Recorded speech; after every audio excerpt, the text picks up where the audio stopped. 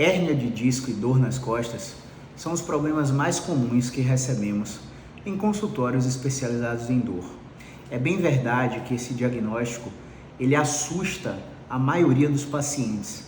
Os pacientes começam a entrar em quadros de ansiedade, com preocupação excessiva e começam a se movimentar de uma forma como se estivessem se protegendo de alguma lesão, de algum machucado, com medo, com receio de agravar o problema, principalmente porque as informações passadas a respeito desses diagnósticos por profissionais de saúde são aterrorizantes. São médicos que falam para pacientes que a coluna deles é uma coluna de 80 anos. Fisioterapeutas que falam para pacientes que se eles dobrarem a coluna para frente, o disco vai bater no nervo e vai irradiar dor e vai inflamar o nervo ciático. E aí o paciente entra num ciclo de terror absurdo e faz uma super procedimentalização. Deixa eu te explicar como é que funciona isso. Por causa do medo cultuado por esse profissional de saúde, o paciente começa a buscar terapias que não têm eficiência para esses problemas.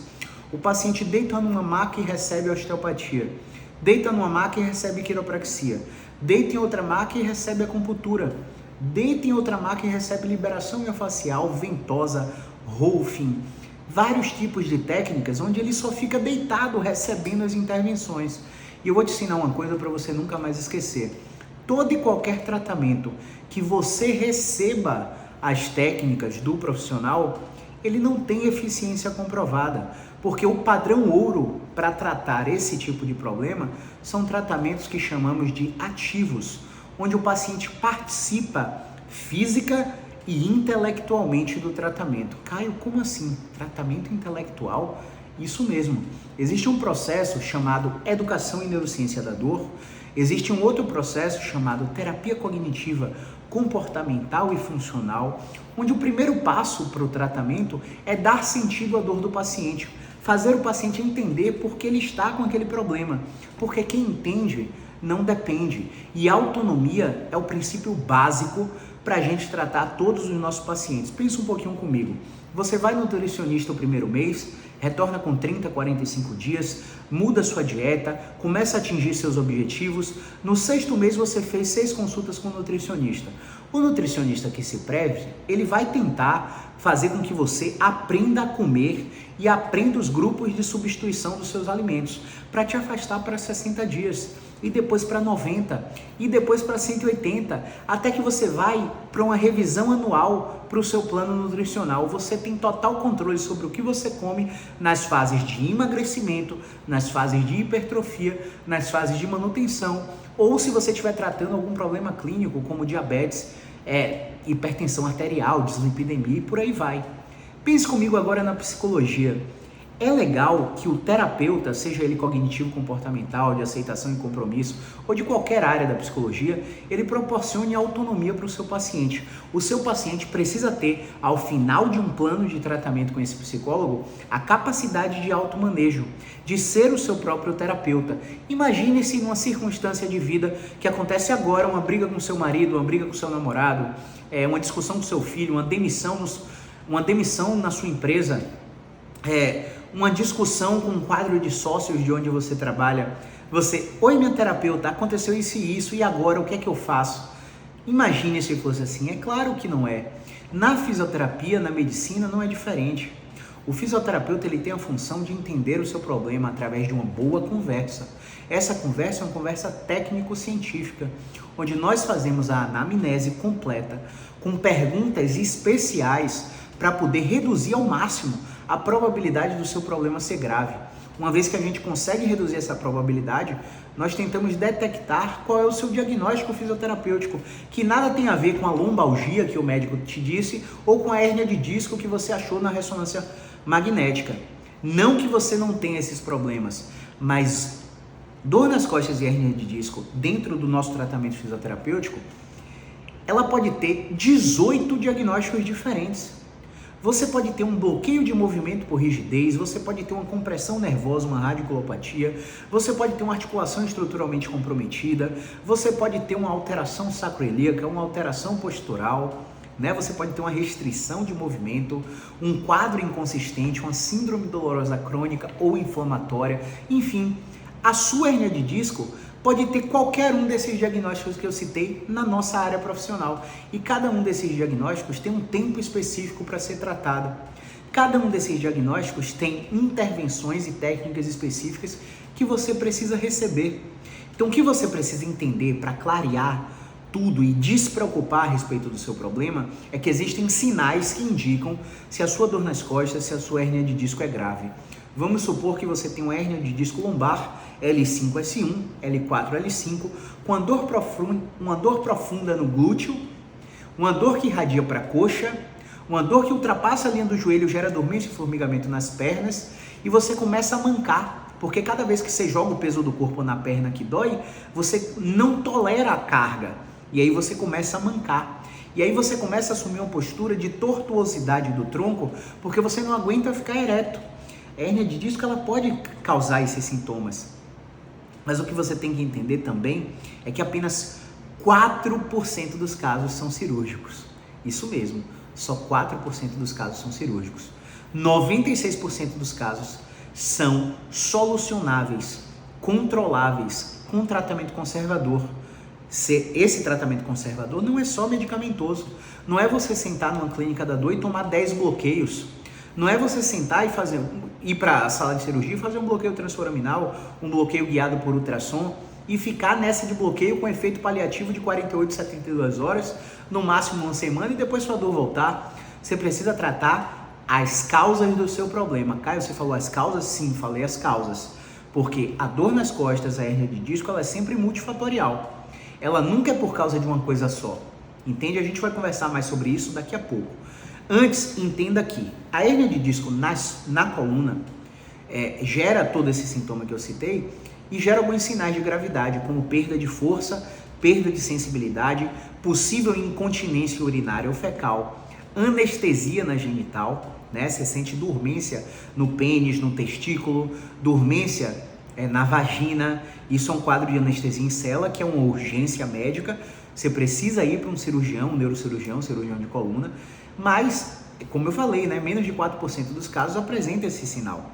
Então, se você ficar em pé aí agora e tentar ficar na ponta do pé e dar 3 passos e conseguir, você tem a força preservada, por mais que sua dor seja excruciante. Se você ficar em pé aí agora e ficar nos calcanhares e conseguir, você tem a força preservada no membro inferior.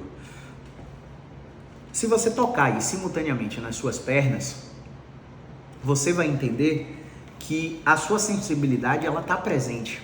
Ah, mas eu sinto uma sensibilidade a mais na perna direita. Não, não é sobre isso. Imagine tocar na sua pele da perna direita e não sentir o seu toque. É sobre isso que eu estou falando. Perder a sensibilidade, porque a compressão nervosa foi tão grande, mas tão grande, que alterou a função do nervo. Entende? Uma outra coisa que você tem que perceber é que a sua piora num quadro de hérnia de disco verdadeira, ela é progressiva. Não existe oscilação, não existe estabilidade no seu sintoma.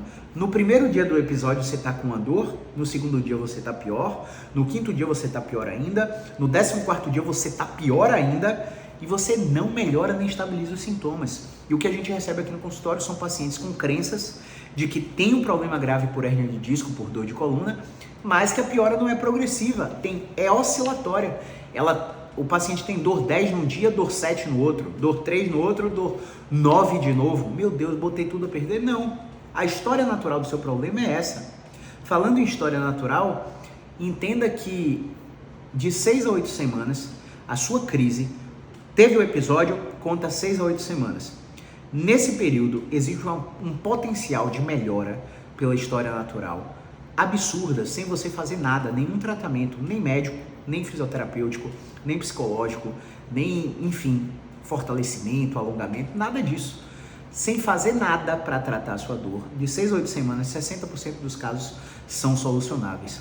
Só que quando você passa de 6 a 8 semanas e continua com o problema, você precisa de um tratamento especializado para não ultrapassar a barreira das 12 semanas. Porque quando você passa de 12 semanas com dor nas costas, seja por hérnia de disco ou não, você começa a ter alterações no sistema nervoso. Seu cérebro começa a ter modificações na forma e na função. E essas modificações alteram a forma como você percebe o ambiente. alteram o seu nível de irritabilidade. E você começa a ter ímpeto demais, reagir a circunstâncias de vida que você não reagiria dessa forma, porque a dor faz isso com você, faz isso com o seu sistema nervoso.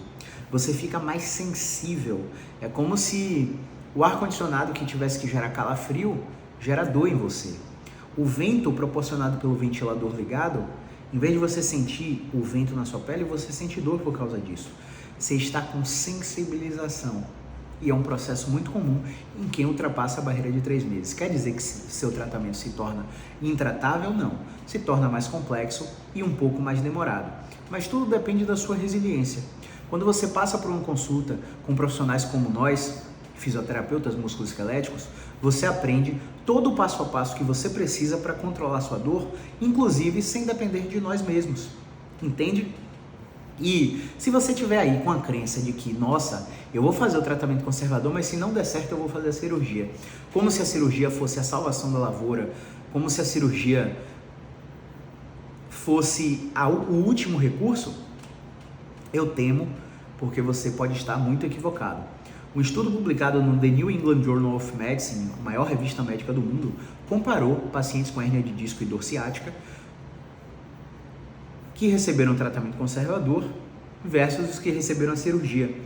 E os dois grupos melhoraram da mesma maneira em 12 meses. Caio, você falou 12 meses? Isso, eu falei 12 meses. Se você tem um quadro de hérnia de disco e essa hérnia de disco é uma dor do tipo específica, vou te explicar agora. Dentro dos grandes grupos de dores na coluna, 1 a 2% são dores por patologia grave, né? 5 a 10% são dores específicas. Você tem uma estenose de canal na coluna, você tem uma hérnia de disco com radiculopatia, com pressão nervosa mesmo, e por aí vai. E 90% dos casos, 90 a 95% dos casos, são dores completamente inespecíficas, sem causa aparente e influenciadas por múltiplas dimensões da nossa vida, dimensão social, biológica, psicológica, emocional, cognitiva, dimensão física e por aí vai, entende?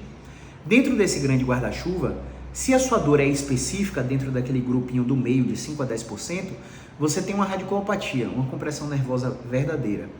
E esse tipo de problema a gente trata durante um ano. Se alguém te prometer um resultado rápido e duradouro, sessões milagrosas de osteopatia ou quiropraxia, 3 meses de acupuntura para controlar sua dor, não se engane, não é isso que vai controlar sua dor. Pelo contrário, esse profissional, ele desconhece completamente as evidências científicas e está te prometendo um tratamento milagroso só para te vender. Cuidado com os profissionais que você procura. Esse tratamento, ele dura um ano. E se essa compressão nervosa for cervical, o seu problema tem uma alta chance de resolução completa, 84%, em 36 meses, 24 a 36 meses, ou seja, 2 a 3 anos. Caio, meu Deus, eu vou ficar 2 a 3 anos com você? Não. Para você que tem hérnia de disco cervical verdadeira, a gente também só vende um ano de tratamento, porque dentro de um ano de tratamento você faz em média 18 a 22 sessões com espaçamento progressivo e todas as orientações que você precisa para executar as atividades de casa, inclusive atividades físicas específicas, controladas por nós através do rastreio de volume de exercício, para que durante esse um ano você aprenda tudo que você precisa fazer para os próximos 2. Você começa a ter remissão, resolução do seu problema com 6 a 8 meses. Mas o tratamento dura um ano e a resolução completa em 84% dos casos só se dá de 24 a 36 meses. É muito difícil olhar para você e falar com tanta sinceridade sobre o tempo de um tratamento de uma condição que é bastante específica e bastante delicada e que você talvez precise não só de mim, precise de mim, do psicólogo especialista em TCC ou ACT, precise do médico anestesiologista para fazer algum bloqueio específico guiado por ultrassom, ou um bloqueio transforaminal, epidural, né? Ou um bloqueio simpático, ou uma risotomia, depende. Isso é o médico que vai avaliar, foge completamente à minha competência.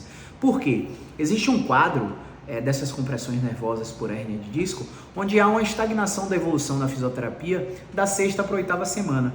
E da 6ª para a 8ª semana, os exercícios que a gente passa, que continuam sendo benéficos para você, para o seu condicionamento, para a atividade muscular da sua perna que está com a dor irradiada, do seu braço que está com a dor irradiada, porém eles se tornam bastante dolorosos.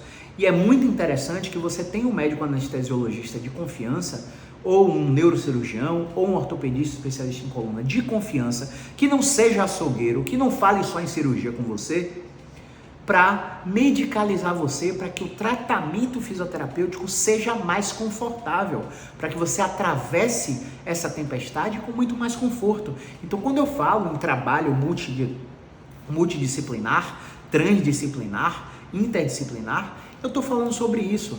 Não adianta você depositar todas as suas esperanças no médico, na medicação, no bloqueio, nem no psicólogo, nas estratégias da terapia, nem no fisioterapeuta, nos movimentos, nos destravamentos, nas terapias manuais, enfim, na técnica que você está recebendo, se você não fizer a sua parte em casa. E a sua parte envolve mudança de estilo de vida. Caio, mas eu já sou fisicamente ativo, eu faço crossfit, eu faço triatlon, eu faço 12 treinos cada semana, eu treino 2 períodos em tal dia. Pois é, o erro está aí. Muitos dos pacientes que já são ativos fisicamente extrapolam os seus volumes máximos recuperáveis na prescrição dos seus exercícios, porque se acham autônomos, não fazem acompanhamento com o personal trainer. Quando fazem, o personal trainer não faz essa periodização do treinamento, você fica trabalhando em altas cargas por grandes períodos, grandes volumes de corrida, grandes volumes de ciclismo, natação, grandes séries de musculação, grandes séries de crossfit, e você acaba não dando espaço para a recuperação do seu corpo. Então, pense comigo um pouquinho. A curva de benefício do exercício é um gráfico em U invertido. Caio, como assim? Você faz muito exercício, você faz uma quantidade de exercício, você começa a ter benefício, benefício, benefício. Se você inserir uma outra modalidade de atividade física, pronto, agora musculação e pilates, você começa a ter estagnação, estagnação, estagnação. Se você começa a aumentar essa musculação e pilates ou inserir uma terceira atividade como dança, zumba, hidroginástica, você começa a ter malefício, malefício, malefício. Porque é tanto estresse oxidativo, é tanta demanda musculoesquelética que você não tem espaço para recuperar. Então tudo isso é muito cientificamente embasado através na maioria dos livros de fisiologia do exercício, a maioria dos livros de propedêutica musculoesquelética, e você tem que tomar cuidado, porque muitos profissionais não têm esse conhecimento. Muitos profissionais têm a limitação da língua inglesa para ler um artigo científico e ficam estudando por livros que foram revisados há 10 anos atrás, e a ciência já mudou absurdamente nos quadros de dor na coluna. Eu espero que com todos esses esclarecimentos você tenha nítido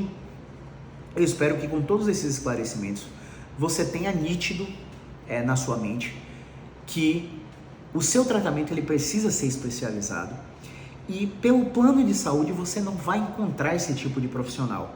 Você vai estar fazendo uma coisa meia boca, uma coisa aleatória que pode até estar cronificando o seu problema. Então tudo que você precisava saber sobre a hérnia de disco e os sinais de gravidade, como febre junto com a dor, incontinência urinária ou fecal, perda de força na ponta dos pés, nos calcanhares, perda de força na mão, perda de sensibilidade nas pernas, nos braços, anestesia na genital, testículo, vagina, enfim, perda de peso sem motivo, trauma, queda ou acidente. Esses são os sinais de que sua dor nas costas é grave. Alguns desses sinais são os sinais de que sua hérnia de disco realmente é um caso complexo de dor crônica, que você pode precisar não só do fisioterapeuta, como também do médico e do psicólogo. O que eu quero que você entenda é que 4% dos casos apresentam esses sinais, menos de 4%.